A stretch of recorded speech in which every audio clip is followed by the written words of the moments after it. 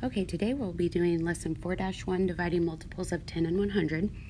And this is on page 92 of your textbook. So go ahead and open it up, get your spiral ready, and we will begin.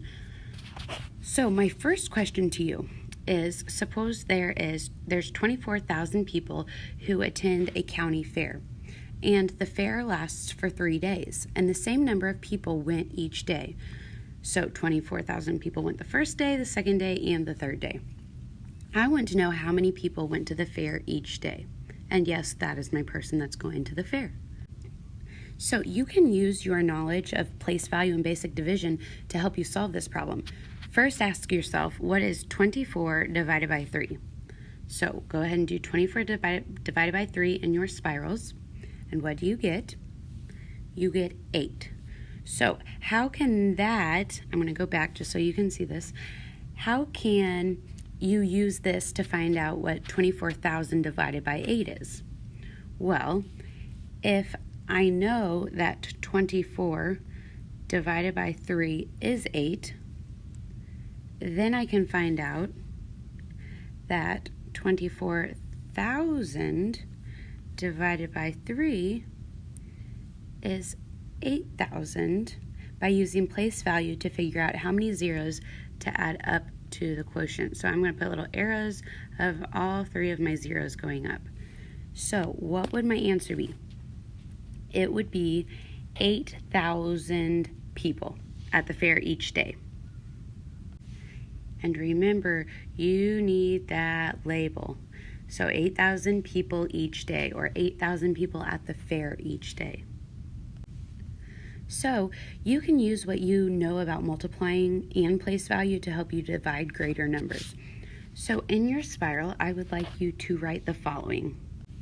All right, so I want you to take a minute to pause this video and go ahead and write these 8 equations out in your spiral and make them 2 different columns like I did. And I'm just going to split the columns right in half. And when you are done, you can go ahead and unpause the video. So, like I said before, you're going to use your prior knowledge to solve these problems. So, let's look at the first 2. We're going to look at 4 times 4. Well, everyone knows what 4 times 4 is. So, go ahead and write the answer to 4 times 4. Okay, so we know 4 times 4 equals 16. So, now let's go over here to 16 divided by 4. So, 16 divided by 4 is just this problem backwards, right? So 16 divided by 4 equals 4, right? Okay, so since you know those 2 basic ones, you can do all of the rest of the problems without even having to write it out the long division way. So watch what we do here. Every answer will have the number 16 in it down these rows because they're all doing 4 times 4 in there somewhere. But the difference is we're just going to be adding the zeros. How many zeros are there in the problem? So we're going to go to 40 times 4, and I know 4 times 4 is 16. How many zeros do I have to add? I have to add 1 0. Okay, 4 times 4 is 16. How many zeros do I have to bring over? 2. And 4 times 4 is 16. How many zeros do I need to bring over? That's right, I need to bring over 3. So do you see the pattern?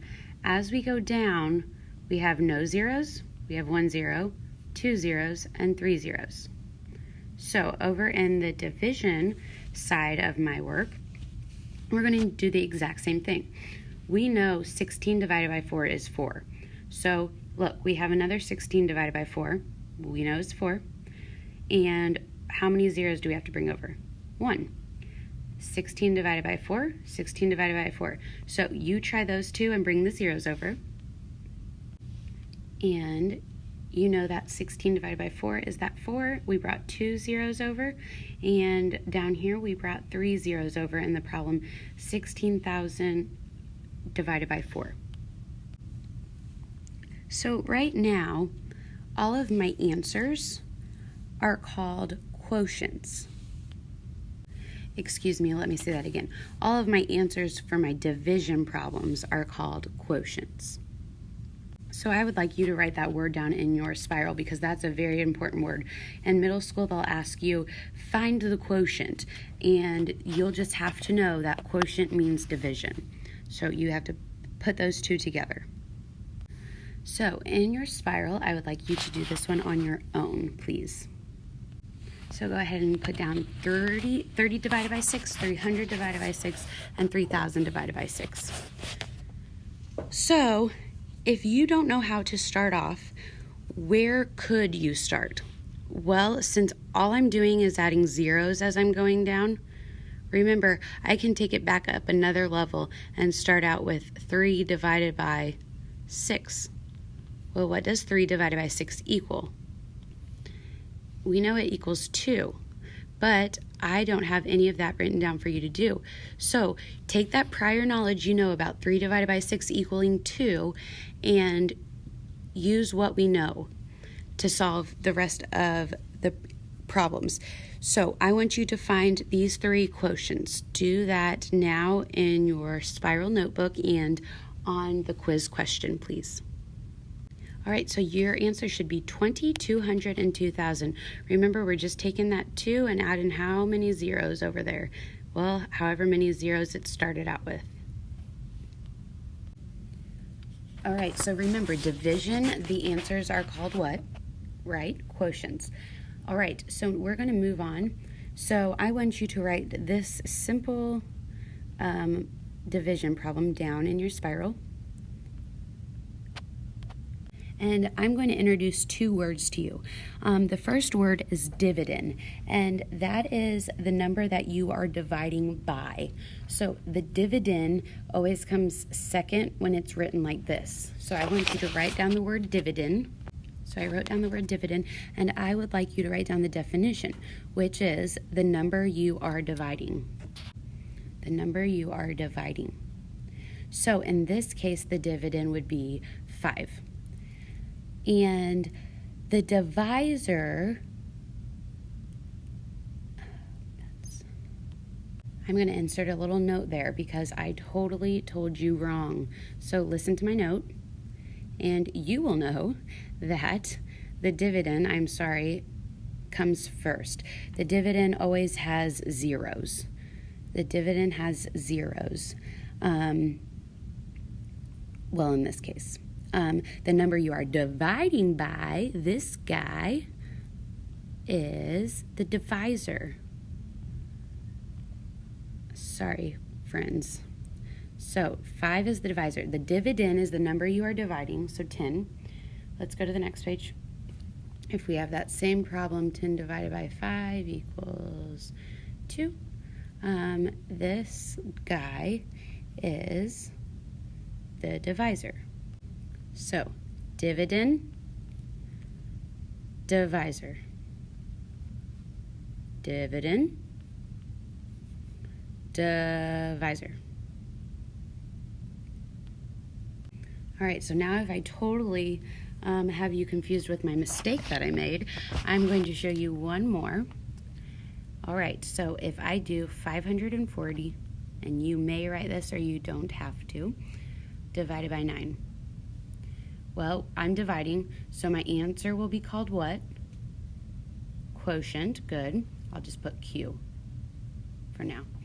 And my first number is called my what?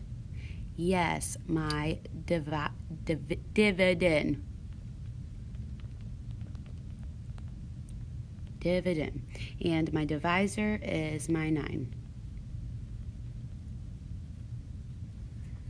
All right, so I'm going to go on, and I want you to do problems number 10, 12, 14, and 16 in your book on page 92. So numbers 10, 12, 14, 16 on page 92. If you did not bring your book home, this is the only time I'm going to be extra nice, and I'm going to write out those problems on the next page. So Give me a second and I will write those out. Okay, so there is problems 10 through 16. So I want you to go ahead and solve those. Remember, use what you know about division and then think about your zeros if you have any. All right, so I'm going to go ahead and fill in my answers. So for number 10, you should have got 22 divided by 2 is 11.